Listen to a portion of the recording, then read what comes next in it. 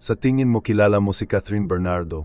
Gayon, ang aktres ay nagulat sa isang malupit na pagkilos, at ang paraan ng kanyang reaksyon ay magpapakilos sa iyo sa paraang hindi inaasahan na sinuman. Sa pagitan ng pagluha, pagkabigla, at tahimik na tapang, ipinakita ni Catherine na ang tunay na lakas ay hindi lamang nasa spotlight, kundi sa kakayahang gawing inspirasyon ang sakit. Ang bawat sandali ng kanyang reaksyon ay isang aral sa empatiya at katatagan na hindi mo maaaring palampasin. Maghanda na damhin ang bawat emosyon, i-visualize ang bawat kilos, at unawain kung bakit patuloy na nakakakuha ng puso si Catherine Bernardo. Tara na sa video. Nagsisimula ng kumalat ang araw sa umaga sa makikitid na kalye ng Quezon City, na marahan na nagbibigay liwanag sa mga matataas na gusali at mga punong umalingaw-ngaw sa mahinang simoy ng hangin. Ito ay isang karaniwang Biyernes ng umaga, Marso 1, 2025, bandeng alas 7, at ang lungsod ay humihinga sa pang-araw-araw na ritmo nito. Ang mga nagtitinda sa kalye ay nag-aayos ng sariwang prutas, ang mga driver ay walang pesensya na bumubusina, at mga bata na nagmamadaling pumasok sa paaralan na may mga makukulay na backpack sa kanilang mga likod. Sa gitna na abalang gawaing ito, isang figura ang namumukod tangi sa sarili niyang tahanan, isang maliit na apartment sa distrito ng Diliman. Si Catherine Bernardo, ang artistang Pilipino ang nagwagi sa puso ng milyon-milyong tao sa kanyang talento, karisma, at hindi mapag-alinlangan ng presensya, ngunit sa sandaling iyon ay tinatamasa ang pambihirang katahimikan, malayo sa mga kamera at spotlight. Dahan-dahang bumangon si Catherine, ramdam na ramdam niya ang bigat ng tulog sa balikat niya. Ang bango ng sariwang cup na umalingaw-ngaw mula sa kusina ay nagbabadya ng pagsisimula ng panibagong araw. Naglakad siya patungo sa maliit na balkonahe ng kanyang apartment, pinapanood ang unang sinag na sikat ng araw na sumasalamin sa makulay na harapan ng mga kalapit na gusali. Hinahaplos ng hangin sa umaga ang kanyang mukha, dala nito ang malayong amoy na pelengke at tunog ng mga pag-usap sa umaga. Para kay Catherine, ang maliliit na detalyeng ito ay mahalaga. Mga sandali kung kailan siya muling makakaugnay sa kanyang sarili bago bumalik sa tindi ng kanyang karera. Pagkatapos na maikling routine na stretching at light exercises, tumungo siya sa kusina, kung saan naghihintay sa kanya ang mainit at umuusok na cup. Sa pagitan ng mga tahimik na paghigop, narepaso niya sa isip ang schedule ng kanyang araw, nag-record ng mga panayam para sa isang lokal na palabas, isang photoshoot para sa isang fashion magazine, at, syempre, ilang mga strategic na pagpupulong kasama ang kanyang koponan tungkol sa mga proyekto sa hinaharap. Bagamat tila nakakapagod ang kanyang gawain sa marami, para kay Catherine, ito ay ang normalidad na nagpapanatili sa kanyang nakasentro at matahimik. Ang bawat appointment ay tiningnan hindi lamang bilang trabaho, ngunit bilang isang pagkakataon upang kumonekta sa madla na labis na humanga sa kanyang trabaho. Habang naghahanda siya, marahang nag-vibrate ang phone niya sa mesa. Ang mga mensahe ay nagmula sa mga tagahanga, katrabaho, at malalapit na kaibigan. Nakangiti si Catherine sa bawat mensahe, na nagpapaalala sa kanyang sarili na kahit bilang isang public figure, may puwang pa rin para sa tunay, simpleng pakikipag-ugnayan na nagpainit sa kanyang puso. Tumugon siya sa ilang mga mensahe, nagpadala ng mga maikling audio na mensahe na puno ng pagtawa at mga salita ng paghihikayat, na nagpapakita ng panig na tao sa likod ng kanyang katanyagan. Para sa mga nagmamasid mula sa labas, siya ay isang ikon, ngunit sa mga taong nakakakilala sa kanya, siya ay simpleng Catherine, mabait, maalalahanin, at malalim na nakikiramay. Bago maghanda para umalis, nagpasya si Catherine na maglakad ng mabilis sa maliit na hardin ng komunidad malapit sa kanyang gusali. Ang mga makukulay na bulaklak, ang huni na ibon, at ang kalmadong paggalaw ng mga dahon ay naghahatid ng kapayapaang kabaligtaran sa matinding buhay na pinangunahan niya sa harap ng mga kamera. Habang naglalakad roon, naramdaman niya ang gaan ng gawain, ang meselang balanse sa pagitan ng pampublikong mundo at ng kanyang personal na espasyo. Sa balanseng ito nahanap niya ang lakas upang harapin ang anumang hamon, maging ang hindi inaasahan. Ang bawat ngiti ng isang bata, bawat kaway ng kapitbahay, bawat halimuyak ng mga bulaklak sa hangin ay tumulong na mapanatiling matatag ang kanyang puso, kalmado ang kanyang isip, at handa ang kanyang kaluluwa sa anumang susunod na mangyayari. Ngunit kahit na sa tila mapayapa at perpektong setting na ito, hinding-hindi mahuhulaan ang buhay ni Catherine. Ang katahimikan na umagang iyon ay nagtago na hindi inaasahang pagliko, isang sandali na susubok sa kanyang panloob na lakas at magpapakita ng isang bahagi ng kanyang personalidad na kakaunti lamang ang nagkaroon ng pagkakataong makita. Ngunit sa gayon, sa sandaling iyon, si Catherine Bernardo ay nanatiling nakalubog sa magaan na gawain. Pinahahalagahan ang bawat detalye ng pang-araw-araw na buhay. Hindi kailanman naisip na sa susunod na araw, isang malupit at nakakagulat na sitwasyon ang hahamon sa kanyang presensya, sa kanyang pagiging sensitibo, at higit sa lahat, sa kanyang puso. Habang ninanamnam ni Catherine Bernardo ang banayad na simoy ng hangin sa umaga, muling nag-vibrate ang kanyang telepono, na sumabad sa kanyang payapang sandali. Sa pagkakataong ito ay isang notification para sa isang komento sa isa sa kanyang mga social media account na tila inosente, ngunit may bitbit na malisya. Sa pagbukas nito, bahagyang nanlaki ang kanyang mga mata at kakaibang sensasyon ang dumaloy sa kanya. Ang komento, na ipinost ng isang user na nagngangalang Marto Santos, ay hindi lamang critical, ito ay malupit. Nagsasad na isang bagay na hindi patas tungkol sa kanyang pagkatao at kinukwestiyon ang kanyang pagiging tunay bilang isang artista. Hindi ito constructive criticism, ngunit isang direktang provocation na ginawa para masaktan at mapahiya. Deserve ba talaga ni Catherine Bernardo ang lahat ng paghangang ito? O isa lang siyang artistang nagpapanggap na mabait? Binasa ang mensahe. Bahagyang kumunot ang no ni Catherine, sinusubukang iproseso ito. Sanay na siya sa pamimintas, syempre, ngunit may kakaiba sa intensyon sa likod ng pahayag na iyon. Ito ay isang personal na pag-attack na itinago bilang isang opinyon. Isang pagtatangka na iwaksi ang kanyang kumpiyansa at pagdududa sa kanyang buong karera. Isang panginginig ang dumaloy sa kanyang gulugod, hindi dahil sa takot, kundi dahil sa sorpresa. Hindi niya inaasahan na makakatagpo siya ng ganitong uri ng puot na direktang itinuro, sa isang araw na nagsimula ng napakagaan at normal. Huminga siya na malalim, pinipilit na manatiling kalmado, ngunit hindi niya mapigilan ang pagkirot sa kanyang dibdib. Ang pinakakapansin-pansin at masakit ay ang mapagtanto na ang komentong iyon, bagamat nagmula sa isang estranghero, ay nagpapakita ng baluktot na pananaw na maaaring tanggapin na ilang tao kung naiimpluwensyahan at sismis o mababaw na paghatol.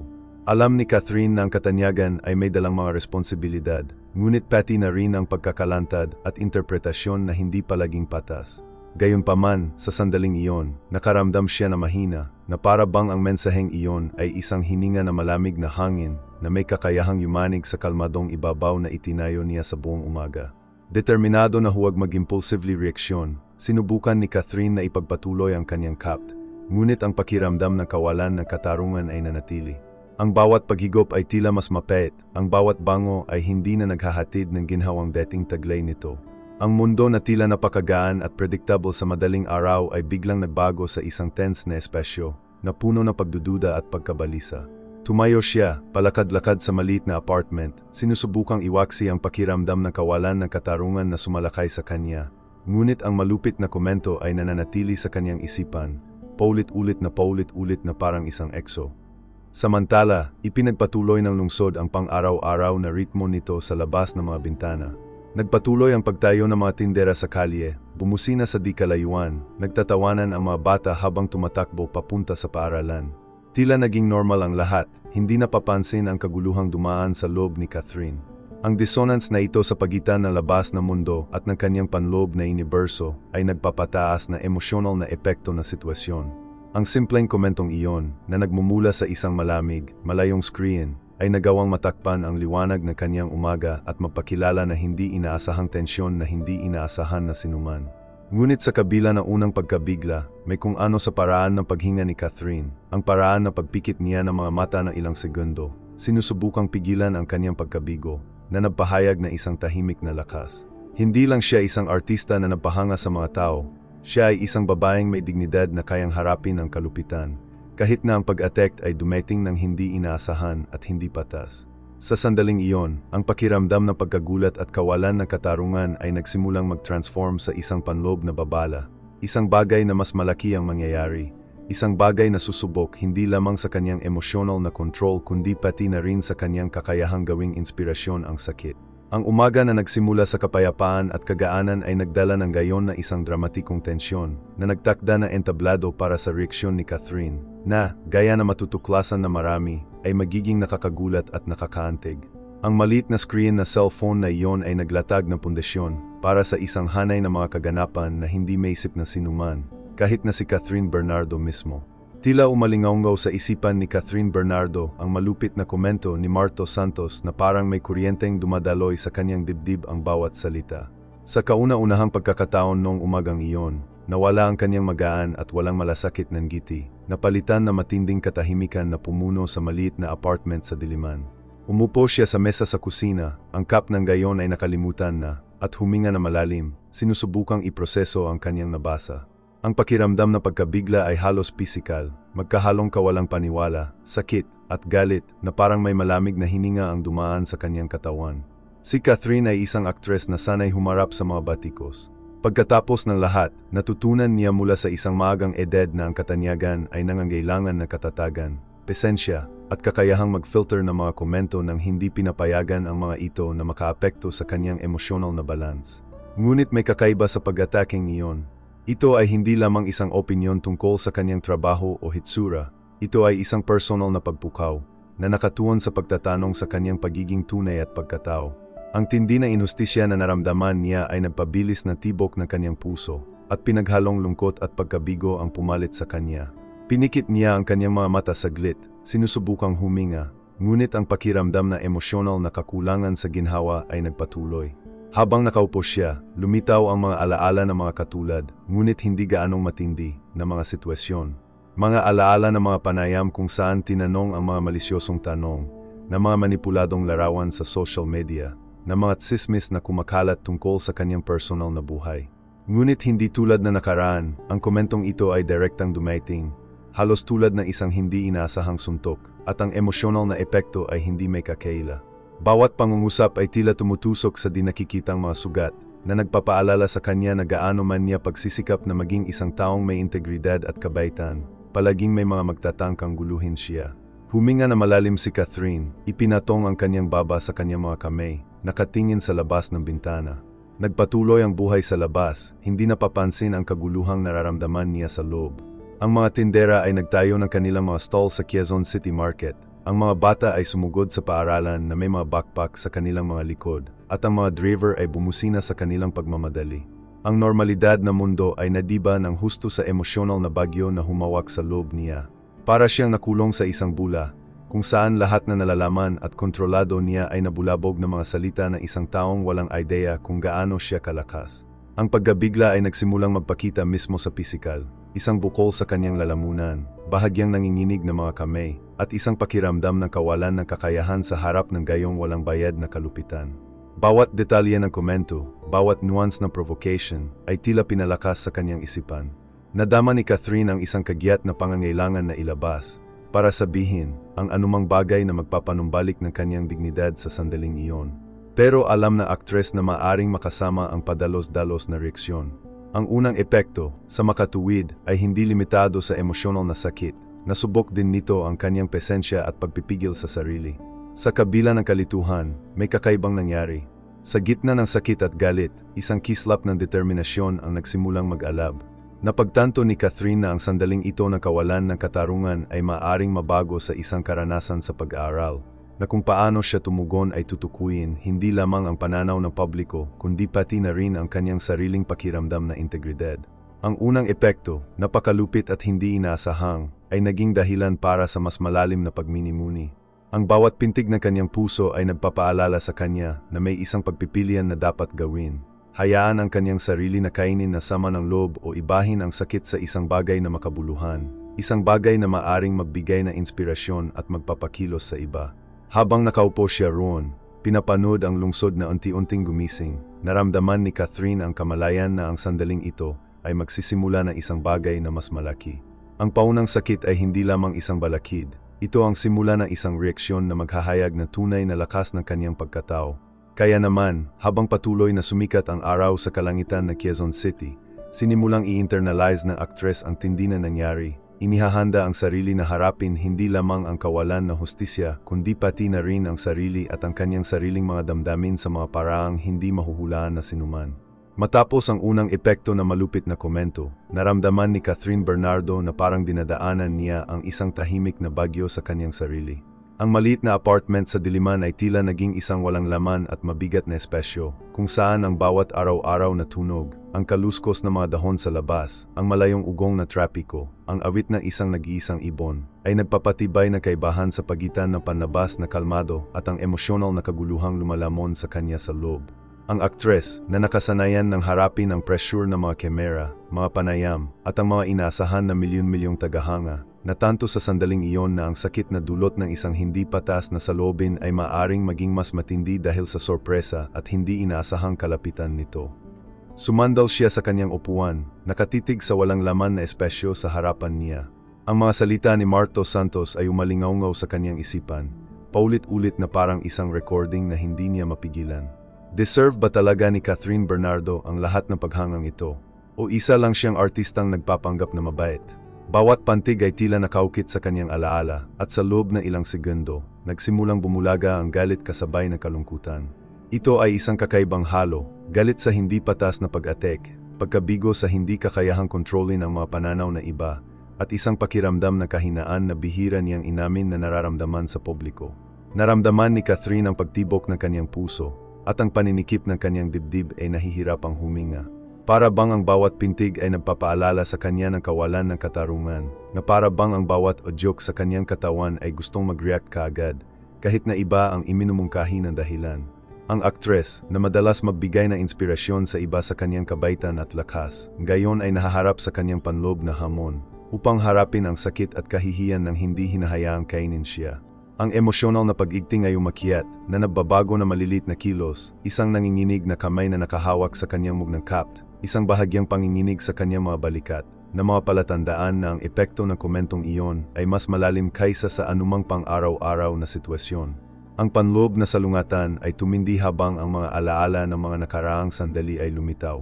Naalala ni Catherine ang mga panayam kung saan tinanong siya ng mga invasive na tanong, mga sandali na malupit na pagbatikos mula sa mga mamamahayag, at mga episode kung saan kumalat ang walang besehang tsismis sa social media. Bagamat nalampasan na niya ang mga sitwasyong ito noon, ang malupit na komento ni Marto Santos ay tumama sa ibang chord, mas personal, halos intimate, direktang sumisira sa kanyang kumpiyansa at pagtatanong sa kanyang pagkatao. Napagtanto ng aktres na hindi lang ito tungkol sa pagharap sa kalupitan ng ibang tao, kundi tungkol din sa pagkontrol sa panloob na boses na nagsisimulang magtanong kung siya ba talaga ang taong may integridad na pinaniniwalaan niya sa kanyang sarili. Habang lumalabas ang emosyonal na kaguluhang ito, ipinikit ni Catherine ang kanyang mga mata ng ilang sandali, sinusubukang ayusin ang kanyang mga inisip. Naghalo ang galit at lungkot na lumikha ng buhol na mahirap tanggalin. Ito ay isang tahimik na labanan, kung saan sinuri ng isip ang nangyari, ngunit naramdaman na puso ang bawat nuance na hindi makatarungang pag-atek. Napagtanto niya na, sa kabila ng lahat ng kanyang emosyonal na pagsasanay bilang isang artista, walang sinuman ang nakakaramdam na sakit kapag nahaharap sa hindi inaasahang kalupitan. Ang panloob na salungatan, gayunpaman, ay nagsimulang maglatag ng batayan para sa reaksyong kasunod nito, isang reaksyon na hindi lamang emosyonal, kundi moral at nagbibigay inspirasyon. Sa sandaling iyon, napagtanto ni Catherine na kailangan niyang kilalanin at tanggapin ang kanyang emosyon. Ang pagwawalang bahala sa sakit o pagtatago sa likod ng isang peking ngiti ay magiging walang saysay. Kailangan niyang harapin ang kalungkutan, galit, at pagkadismaya upang makahanap ng kalinawan. Ito ay isang sandali na malalim na pagsisiyasat, kung saan nagsimulang maunawaan na aktres ang pagiging komplikado ng karanasan na tao. Ang pakiramdam na sakit ay hindi nangangahulugang kahinaan, ngunit isang pagkakataon upang matuklasan ang lakas, empatiya, at katatagan. Ang emosyonal na kaguluhan, bagaman matindi, ay nagtanim ng mga binhi na panloob na pagbabagong huhubog sa kanyang magiging tugon, isang bagay na magpapakilos at magbibigay inspirasyon sa lahat na nakarinig sa kanyang kuwento.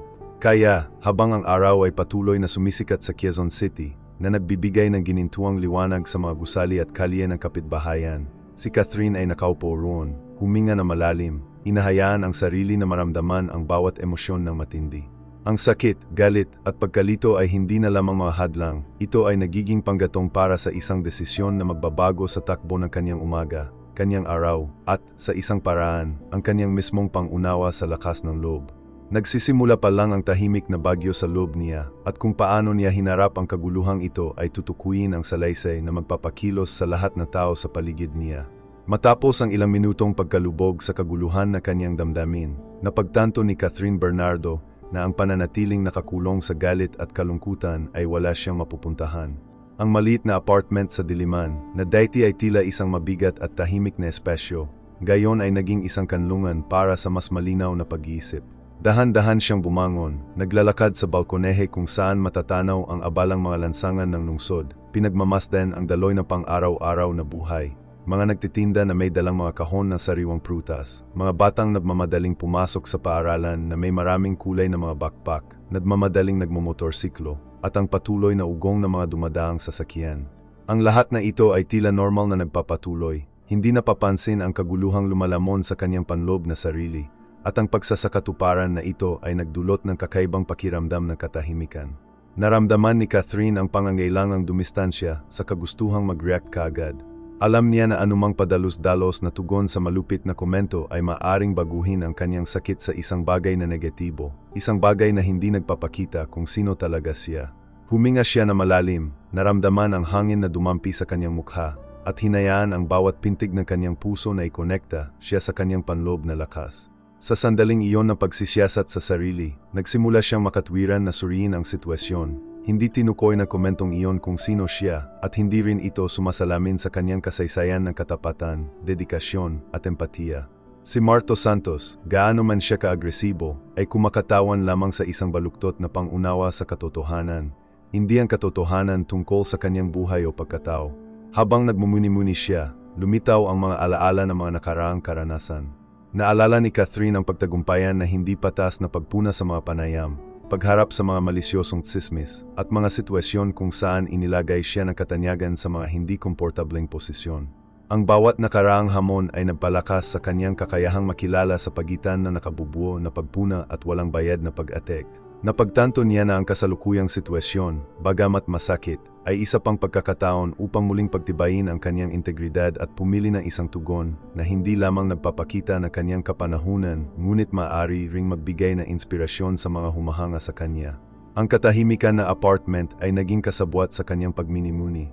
Nang walang pagmamadali at ingay na mundo sa labas, maririnig ni Catherine ang kanyang sariling tinig, ang budhi na palaging gumagabay sa kanyang mga pagpili at pagkilos. Naupo siyang muli sa pagkakataong ito na may mas matatag na postura at nagsimulang tanungin ang sarili. Ano ba talaga ang mahalagang gayon? Paano ko mababago ang karanasang ito sa isang positibong bagay, sa halip na hayaang kainin ako nito? Ang sagot ay hindi dumating kaagad, ngunit ang binhi ng kalinawan ay nagsimulang tumubo. Ang sandali ng pagmumini-mini ay hindi lamang tungkol sa rasyonalisasyon ng sitwasyon. Ito ay tungkol sa pagkonekta sa kanyang kakanyahan, pagkilala sa kanyang kahinaan, at, sa parehong oras, pagtuklas ng lakas upang kumilos ng may dignidad. Naisip din ni Catherine ang kanyang mga tagahanga, mga kaibigan, at mga sumusubaybay sa kanya. Ang bawat kilos niya, bawat salita niya, ay may potensyal na makaapekto sa buhay sa mga paraang hindi niya palaging naiintindihan. Ang malupit na komento ay madaling matransform sa isang madaling turuan na sandali hindi lamang para sa kanya, ngunit para sa lahat na nakasaksi sa kanyang reaksyon. Ang pagmini-mini ay naging isang estratehiko at emosyonal na pagsusuri. Ano ang magiging pinakamahusay na paraan upang harapin ang kawalang katarungang ito, mapanatili ang kanyang integridad, at, sa parehong oras, maghatid ng isang positibo at nagbibigay inspirasyong mensahe. Habang ang araw ay gumagapang sa kalangitan ng Quezon City, na nagbibigay liwanag sa mga gusali at kalye na may mainit na liwanag, naramdaman ni Catherine ang nakakagulat na kalmado na pumupuno sa kanyang dibdib. Ang paunang emosyonal na bagyo, kahit na naroroon pa rin, ay nagsimulang maglaho sa kalinawan. Naunawaan na aktres na kailangan niya na ilang sandali upang iproseso ang kanyang mga emosyon bago gumawa ng anumang mga desisyon, at ang paghinto na ito ay mahalaga sa pagkilos ng may kamalayan, maganda, at makapangyarihan. Sa sandaling iyon, si Catherine ay hindi lamang nagmumini-mini sa kalupitan ng iba. Naghahanda siyang gawing lakas ang sakit, ang galit sa pagkilos, at ang hindi makatarungang pag-atake sa isang pagkakataon na magbigay ng inspirasyon at galaw sa lahat na humahanga sa kanya. Matapos ang ilang minuto na malalim na pagsisiyasat, naramdaman ni Catherine Bernardo ang kalinawan na nagsimulang bumukas sa kanya. Nanatili pa rin sa kanyang isipan ang malupit na komento ni Marto Santos, ngunit ngayon ay hindi na lamang sakit o galit ang pinukaw nito. Ito ay naging isang katalista, isang pagkakataon upang piliin kung ano ang nais niyang maging reaksyon. Ang pagpili na ginawa niya sa sandaling iyon ay tutukuyin hindi lamang ang direksyon na natitirang bahagi ng kanyang araw, kundi pati na rin kung paano siya may ugnay sa kanyang sariling lakas sa loob at sa madlang hinahanggaan niya. Huminga na malalim si Catherine. Ipinatong ang mga kamay sa mesa sa kusina at muling tumingin sa labas ng bintana. Ipinagpatuloy ng lungsod ang karaniwang ritmo nito, Inayos na mga nagtitinda ang kanilang mga stall sa palengke sa Quezon City. Ang mga nagmomotorsiklo ay humarap sa trapiko, at ang mga bata ay tumawid sa mga lansangan na may maraming kulay na mga backpack, nagtatawanan at nagkukuwentuhan sa isa't isa.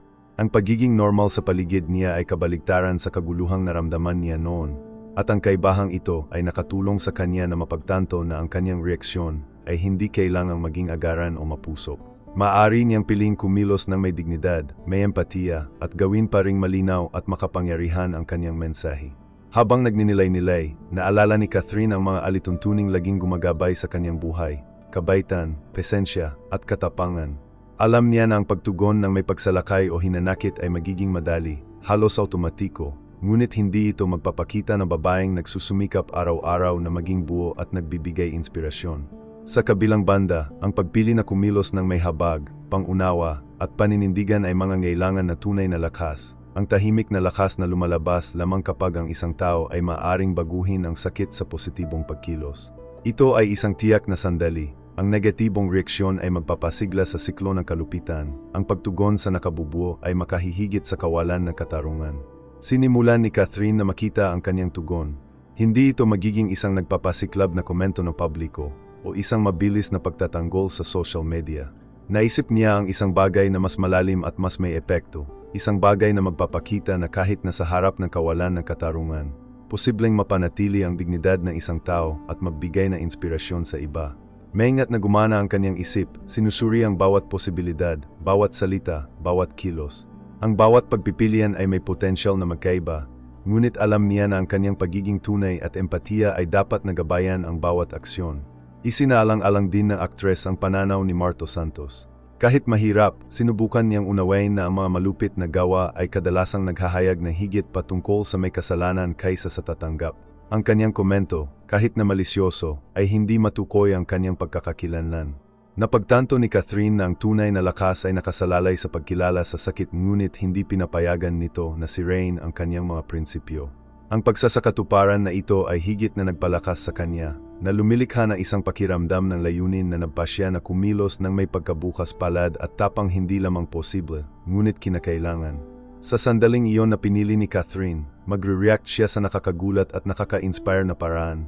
Hindi para pasayahin ang iba, ngunit upang muling pagtibayin ang kanyang sariling integridad at ipakita na ang kabaitan at pakikiramay ay kadalasang pinakamakapangyarihang tugon sa harap ng kalupitan. Ang bawat pintig ng kanyang puso ay tila nagpapatunay na handa na siyang gawing pagkakataon ang kawalan ng katarungan upang magkaroon ng positibong epekto, magturo sa pamamagitan ng halimbawa, at higit sa lahat, upang ipakita na ang tunay na lakas ay hindi nakasalalay sa agresibong reaksyon, ngunit sa kakayahang manatiling matatag, etikal, at tao, kahit na sinubukan. Habang ang araw sa umaga ay gumagapang sa kalangitan ng Quezon City, na nagbibigay liwanag sa mga gusali at kalye na may mainit na liwanag, nadama ni Catherine ang panibagong kumpiyansa na pumupuno sa kanyang dibdib.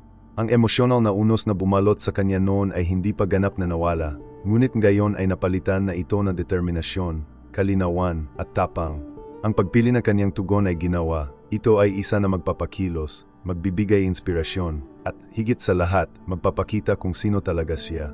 Kaya naman, sa sandaling iyon na mulat na desisyon, naghanda si Catherine Bernardo na gawin ang susunod na hakbang. Ang magbabago hindi lamang sa kanyang araw kundi mag-iwan din ng pangmatagalang marka sa lahat ng sumubaybay sa kanyang kuwento. Sa ginawang desisyon, naramdaman ni Catherine Bernardo ang kakaibang liwanag na pumupuno sa kanyang dibdib, na para bang ang kalinawan na kanyang pinili ay nagpawina ilan sa panloob na bagyong lumalamon sa kanya. Alam niya na ang tunay na lakas ay hindi nakasalalay sa pagtugon sa galit, ngunit sa pagbabago ng sakit sa isang bagay na positibo. At sa sandaling iyon, nagpasya siyang hindi na lang niya itatago ang kanyang desisyon sa kanyang sarili. Gagawa siya ng isang bagay na makaantig sa puso ng mga nanonood sa kanya, na nagpapakita na kahit nasa harap ng kalupitan, posibleng kumilos ng may katauhan, habag at tapang. Nagdesisyon si Catherine na sagutin ang komento ni Marto Santos nang hindi inaasahan, hindi sa salita, kundi sa aksyon. Naalala niya ang kamakailang social campaign sa Quezon City na naglalayong suportahan ang mga batang artista at estudyante mula sa mga mahihirap na komunidad na nag-aalok ng mga scholarship, school supplies at personal development workshops. Nang hindi nag-aanunsyo na anuman sa publiko, tinugunan na aktres ang inisyatiba na nagpaplano ng isang sorpresang pagbisita sa mga kalahok. Ito ay hindi isang kilos na paghihiganti o pagpapakita, ngunit isang konkretong paraan upang ipakita na ang pagkabukas palad at pakikiramay ay mas mahalaga kaysa sa mga masasamang salita o hindi patas na pag-atek. Noong umaga na Marso 1, 2025, banding alas 10, dumating si Catherine sa community center sa Barangay South Triangle, isang simpleng lugar ngunit puno ng buhay at lakas. Ang tunog ng mga batang naglalaro sa looban, ang masiglang pag-usap ng mga kabataan, at ang amoy na pintura at sariwang papel mula sa mga kagamitan sa sining ay lumikha ng isang masigla at nakakaingganyang kapaligiran. Nang ipahayag ang presensya ni Catherine, bulungan ng pagkagulat ang bumalot sa silid. Ang mga kabataan na nakatutok sa kanilang mga proyekto ay hindi makapaniwalang tumitig sa aktres na hinahanggaan nila sa mga screen ng pelikula at telebisyon. Ang kanilang agarang reaksyon ay pagkamahiyain na sinundan ng lumalaking kuryosidad, habang si Catherine ay lumapit na may tunay na ngiti at mga salita na pampatibay loob. Nagsimula siyang makipag-ugnayan sa bawat kalahok, nagtatanong tungkol sa kanilang mga pangarap, hamon at proyekto. Isang binata na nagngangalang Angelo, 15 taong gulang pa lamang, ang nabahagi ng kanyang pagnanais na maging isang profesional na ilustrador ngunit inihayag ang mga problemang pinansyal na kanyang kinakaharap. Si Catherine, na may nakikitang empatiya sa kanyang boses, ay nag-alok ng patnubay, suporta, at nakapagpapatibay ng mga salita na nagpapakita ng kanyang paniniwala sa potensyal ng bawat taong naroroon. Bawat kilos, bawat ngiti, bawat etensyon na ibinibigay sa mga kabataan ay binago ang espasyo sa isang kapaligiran ng pag-asa, pagtitiwala, at inspirasyon. Ang kalupitan na natanggap niya mula sa isang hindi kilalang komento ay tila maputla kumpara sa koneksyon na tao na kanyang ginagawang gayon. Habang naglalakad siya sa gitna ng mga estudyante at nakikibahagi sa mga aktibidad, napagtanto ni Catherine na may epekto ang kanyang mga aksyon. Ang sigasig ng mga kabataan ay lumago sa bawat pakikipag-ugnayan at ang sentro ng komunidad ay napuno na tawanan, masiglang pag-uusap at positibong enerhiya. Ang maliit na aksyon na iyon ay nagpakita na, sa halip na magtanim ng sama ng loob, posible na ihatid ang sakit sa konkreto, kapaki-pakinabang ng mga aksyon. Para kay Catherine, ang emosyon ay hindi lamang nagmula sa pasasalamat at paghanga na natanggap niya, ngunit mula sa kaalaman na naapektuhan niya ang mga buhay sa isang tunay, nasasalat at makabuluhang paraan. Ang kilos ni Catherine Bernardo ay nakaantig hindi lamang sa mga naroroon, kundi pati na rin sa mga sumunod sa kwento mamaya sa pamamagitan ng social media at eyewitness accounts. Ang kanyang kakayahang baguhin ang isang hindi patas at masakit na sitwasyon sa isang pagkilos ng pakikiramay at inspirasyon ay nakabuo ng kaguluhan na nagpapakita na ang tunay na lakas ng tao ay nakasalalay sa empatiya, altruismo, at kakayahang gawing pag-asa ang sakit. Hindi lamang pinatahimik ng kanyang pagkilos ang negativity na malupit na komento kundi pinatibay din ang kanyang imehe bilang isang taong kumikilos ng may puso, etika, at tapang na nag-iwan na hindi malilimutang aral sa buhay para sa lahat. Mabilis na kumalat ang hindi inaasahan at nakaka-inspire na kilos ni Catherine Bernardo, hindi lamang sa mga kabataan at komunidad ng Barangay South Triangle, kundi maging sa pamamagitan ng social media at local media. Ang video ng kanyang pagbisita, na maingat na ni-record na ilang kalahok, ay nagpakita sa aktres na nakikipag-ugnayan sa bawat estudyante, nag-alok ng mga salita na pampatibay loob, mainit na yakap, at tunay na atensyon sa bawat ibinahaging kwento. Sa loob na ilang oras, ang recording ay umaani ng mga pananaw at emosyonal na komento na ginagawang isang kababalaghan ang isang simpleng aksyon na umantig sa puso ng libu-libong tao sa Pilipinas. Sa pagkalat ng balita, nagpahayag ng pagtataka at paghanga ang mga tagahanga ni Catherine. Ang MGA commentang tulating, "She's even more incredible than we thought." At Catherine Bernardo is an example of humanity for us all. Pumino SA, kanyang MGA post at social media feeds. Ang backlash ay nagpakita na, habang ang isang malupit na komento ay nagtangkang sirain ang kanyang imehe, ang kanyang reaksyon ay may mas malakas na epekto. Pinalakas nito ang kanyang pagiging tunay, kabaitan, at kakayahang magbigay na inspirasyon. Ang aktres, sa halip na hayaan ang kanyang sarili na kainin na negativity, ay nagawang lumikha ng isang alon ng positivity na umabot sa bawat sulok ng publiko. Higit pa sa online na epekto, ang epekto ay pinalawak sa mga kabataan na nakinabang sa kanyang pagbisita. Si Angelo, ang teenager na nabahagi ng kanyang mga pangarap na maging isang ilustrador, ay nakaramdam na matinding motibasyon. Ang karanasan ng pagkakaroon ng isang taong hinahanggaan niya na tunay na interesado sa kanyang personal na pag-unlad ay nagpalakas sa kanyang kumpiyansa at determinasyon. Iniulat na ibang mga estudyante na, sa unang pagkakataon, naramdaman nilang narinig at pinahahalagahan ang kanilang mga boses, at talagang mahalaga ang kanilang mga pagsisikap. Para sa lokal na komunidad, ang presensya ni Catherine ay naging simbolo ng pag-asa at inspirasyon, isang bagay na nagtagumpay sa mga hadlang at pagkiling na nakaantig kapwa bata at matanda. Mabilis ding napansin ng local media ang impact ng gesture ng actress. Ang mga mamamahayag mula sa Maynila at iba pang mga rehiyon ay nagsimulang maglathala ng mga artikulo na nagha-highlight sa pagbisita ni Catherine Bernardo, na binibigyang diin hindi lamang ang kanyang katanyagan, kundi ang kanyang pagtugon sa isang hindi patas na sitwasyon. Inilarawan ng mga ulat kung paano maaring i-neutralize na isang gawa ng kabaitan ang negativity at lumikha na tunay na epekto. Inihambing pa na ilang artikulo ang kalupitan ng unang komento sa kabutihang loob ng pagtugon, na nagpapatingkad sa lakas ng karakter ng aktres at sa kanyang kakayahang gawing pagkakataon ang paghihirap upang magbigay ng inspirasyon. Samantala, umabot muli ang backlash kay Marto Santos, ang may akda na malupit na komento. Maraming mga gumagamit ng social media ang nagsimulang tumugon sa kanyang original na pag-atect hindi sa pagpuna, ngunit sa pamamagitan ng pag-highlight sa halimbawa ni Catherine at ang kanyang kakayahang kumilos ng may dignidad at empatiya. Ang sama-samang reaksyon ay nagpatibay sa ideya na, sa halip na tumugon na may puot, nagawa ng aktres na baguhin ang isang negatibong sandali sa isang karanasan sa pag-aaral at inspirasyon para sa lahat. Ang epekto, sa makatuwid, ay hindi limitado sa agarang saklaw ng kanyang aksyon. Ito ay umalingaw-ngaw sa buong komunidad at pampublikong pangunawa, na nagpapakita na ang pakikiramay at altruismo ay maaring maging mas malakas kaysa sa anumang panghihikayat. Sa pag-usad na umaga hanggang sa madaling araw, si Catherine, nang gayon ay bumalik sa kanyang apartment, ay nakatanggap ng mga mensahe at tawag sa telepono mula sa mga tagahanga, kaibigan, at maging sa mga estranghero na gustong ibahagi ang kanilang pasasalamat at pasasalamat. Tahimik siyang ngumiti, batid na ang kanyang mga aksyon ay nagdulot na mas malaking reaksyon kaysa sa naisip niya. Ang pagbubuhos ay nagsilbing paalala na, kahit nasa harap ng kalupitan, ang pagpiling kumilos ng may empatiya, katapangan, at kabaitan ay maaaring magbigay ng inspirasyon hindi lamang sa mga direktang kasangkot kundi pati na rin sa libu-libong tao na nakasaksi sa kuwento.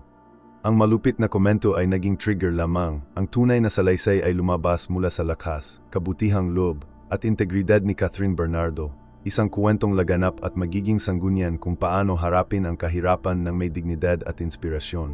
Sa paglipas ng araw sa Quezon City at ang lungsod ay abala sa pang-araw-araw na gawain nito, nanatili si Catherine Bernardo sa kanyang apartment, hinihigop ang mga karanasan sa umaga at iniisip ang lahat na nangyari. Ang malupit na komento ni Marto Santos, na sa una ay tila isang personal na pag-atake, ay naging isang karanasan sa pag-aaral, isang katalista para sa pagpapakita hindi lamang ng kanyang lakas kundi pati na rin ang lalim ng kanyang sangkatauhan. Napagtanto ni Catherine na ang paghihirap ay kadalasang naghahayag ng higit patungkol sa pagkatao ng isang tao kaysa sa mga sandali ng kaginhawahan at kalmado. Naisip niya kung paano kumalat ang epekto ng kanyang nakasisiglang aksyon sa kabila ng mga kabataan sa community center. Ang mga mensahe mula sa mga tagahanga, mga komento sa social media, at mga ulat sa media ay nagpakita na ang kanyang desisyon na kumilos ng may empatiya at tapang ay malalim. Ang pagsasakatuparan na ito ay nagbigay liwanag sa isang mahalagang aral. Ang kabaitan at pakikiramay ay may higit na kapangyarihan kaysa anumang pabigla-bigla na reaksyon o agresibong tugon. Sa pamamagitan ng pagpapalit ng sakit sa positibong pagkilos, hindi lamang napanatili ni Catherine ang kanyang dignidad, kundi nagbigay din ng inspirasyon sa libu-libong tao na pag-isipan ang kanilang sariling mga saloobin sa kawalan ng katarungan. Personal din ang pag-aaral. Naunawaan ni Catherine na ang katanyagan, bagamat puno ng mga pribilehiyo, ay nagdadala ng mga hamon na higit pa sa pagkontrol sa imahe ng isang tao sa publiko. Ang pagpuna, paghatol, at pag-atect ay hindi may iwasang lumitaw. Ngunit ang tunay na sukatan ng isang tao ay hindi nakasalalay sa dalas ng mga pag-ateking ito, ngunit sa kung paano nila pinipiling tumugon. Napagtanto ng aktres na ang bawat malay na pagpili, bawat kilos na empatiya, at bawat desisyon na ginagabayan ng integridad ay nakakatulong sa pagbuo ng isang personal na salaysay ng lakas at pagiging tunay. Higit pa rito, naisip ni Catherine ang kapangyarihan ng positibong impluensya. Ang kanyang posisyon bilang isang pampublikong figura ay nagbigay daan sa kanya na maabot ang isang malaking bilang ng mga tao, ngunit dala rin nito ang responsibilidad na magtakda ng mga halimbawa ng pag-ugali na higit pa sa katanyagan. Sa pamamagitan ng pagbisita sa sentro ng komunidad at pakikipag-ugnayan sa mga kabataan sa tunay na paraan, binago niya ang isang negatibong insidente sa isang pagkakataon para sa sama-samang pag-aaral. Malinaw ang mensahe. Hindi kailangang mabunga ng kapaitan ang kahirapan. Maari itong bumuo ng paglago, inspirasyon, at positibong epekto. Nag-internalize din si Catherine ng lesson tungkol sa emotional resilience. Napagtanto niya na ang pagkilala at pagproseso ng sakit ng hindi pinipigilan ito ay mahalaga sa anumang makabuluhang tugon. Ang pagyakap sa kalungkutan, pagkabigo, at galit ay nagbigay daan sa kanya na kumilos ng may kalinawan at layunin, sa halip na gabayan na simbuyo o panandali ang damdamin. Ang pagunawang ito ay nagpalakas sa kanyang kakayahang mapanatili ang balance, kahit na sa hindi inaasahang at mapaghamong mga sitwasyon, na nagpapakita na ang katatagan ay hindi ang kawalan na sakit, ngunit ang kakayahang baguhin ito sa lakas. Sa huli, naunawaan ni Catherine na ang sitwasyon, bagamat masakit, ay nagsiwalat ng isang bagay na mas malaki, ang ibinahaging sangkatauhan sa mga tao, ang kahalagahan ng paglinang na empatiya, at ang pangangailangang kumilos ng may moral na katapangan.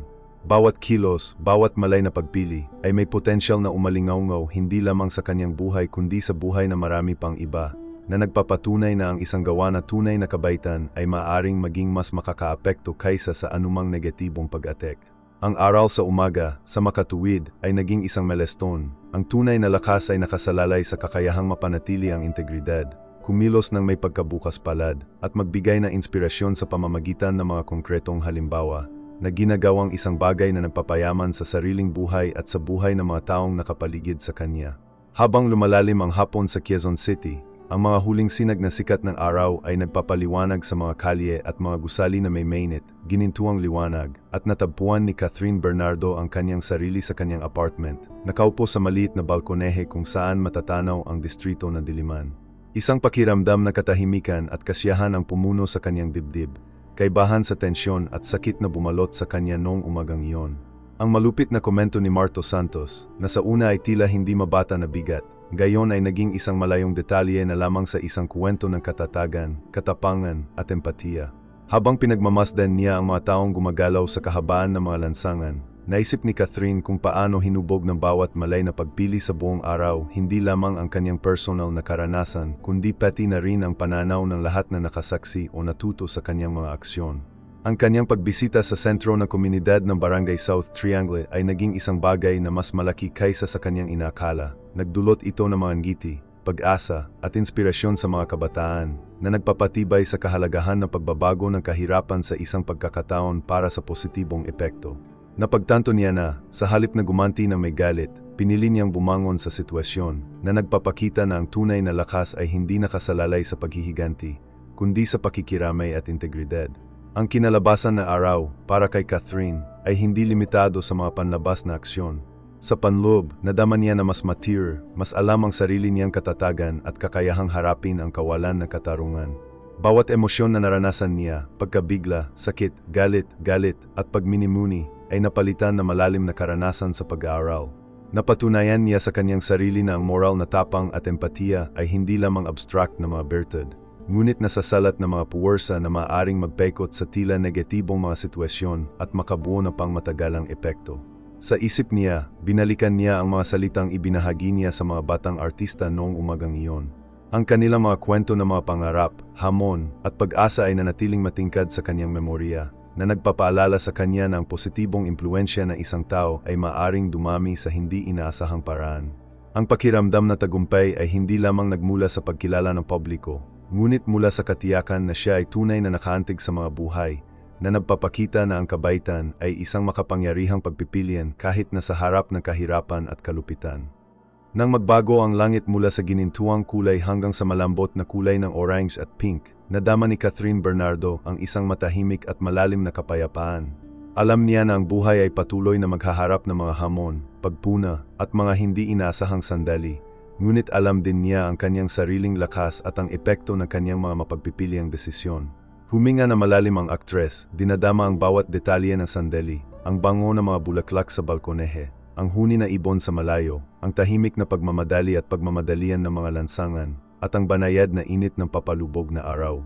Ang lahat na ito ay naging bahagi ng isang salaysay na pagtagumpayan at inspirasyon na mabubuhay, para sa kanya at sa mga sumubaybay sa kanyang kwento. Ang kagilagilalas na kinalabasan ay hindi limitado sa pagtatapos ng isang sitwasyon o ang pagsasara ng isang negatibong yugto.